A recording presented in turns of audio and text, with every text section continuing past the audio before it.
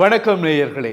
தலையில் அடிகாயங்களுடன் கிணற்றிலிருந்து மீட்கப்பட்ட ஒரு முதியவரின் உடலம். இது ஒரு தனி நபரால் அல்லது குழுவால் அந்த முதியவருக்கு தலையில் அடிக்கப்பட்டு கிணற்றில் தூக்கி வீசப்பட்டிருக்கின்றார் என்ற கோணத்தில் விசாரணைகள் இடம்பெற்று வருகின்றன.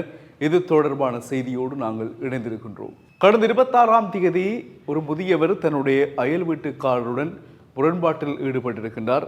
அந்த முரண்பாட்டின் காரணமாக இருசாராரும் பரஸ்பரம் மோதலில் ஈடுபட்டிருப்பதாக சொல்லப்படுகின்றது. பெரும்பாலும் வாய் தர்க்கம் இடம்பெற்றதாக குறிப்பிடப்படுகின்றது. அதன் அடிப்படையில் இந்த பிரச்சனையை சமாதான சபைக்கு கொண்டு செல்கின்ற முயற்சியில் வீட்டுக்காரர்கள் அயல் வீட்டுக்காரர்கள் ஈடுபட்டிருக்கின்றார்கள். அதன் அடிப்படையில் ஊரார்களின் இந்த முயற்சியின் பயனாக சமாதான சபைக்கு இந்த பிரச்சனை கொண்டு செல்லப்பட்டது. எனவே அடுத்த நாள் 26ஆம் தேதி இவர்களை சமாதான சபை அழைப்பு விடுத்திருந்தது வருமாறு பேசுவதற்கு.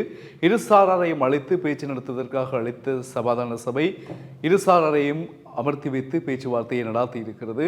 அதைத் தொடர்ந்து இவர்கள் பேச்சு முடிந்து வீட்டுக்கு திரும்பி வந்து கொண்டிருக்கின்ற பொழுதுதான் இந்த துயர சம்பவம் இடம்பெற்றிருக்கிறது.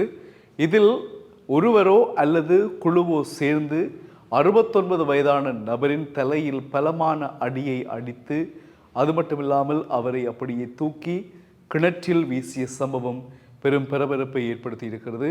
இதனால் அந்த முதியவர் மரணம் அடைந்திருக்கின்றார். இந்த மரணம் தொடர்பான விசாரணையை இலங்கையில் வெல்லாவளி பிரதேச போலீசார் மேற்கொண்டு வருகின்றார்கள். வெல்லாவளி பகுதியில் இந்த சம்பவம் இடம்பெற்றிருக்கிறது. எனவே இது தொடர்பான மரண விசாரணைகளால் வெல்லாவளி போலீசாரால் மேற்கொள்ளப்படுகின்றன. சம்பவத்தில் அடிகாயங்களுக்கு உட்பட்டு கிணற்றில் தூக்கி வீசப்பட்ட நிலையில் உயிரிழந்த நபர் மண்டூர் பிரதேசத்தைச் சேர்ந்த 69 வயதுடைய நபராக அடையாளம் காணப்பட்டிருக்கின்றார். எனவே இந்த சம்பவம் அந்த பகுதியில் பெரும் பரபரப்பை ஏற்படுத்தி இருக்கிறது.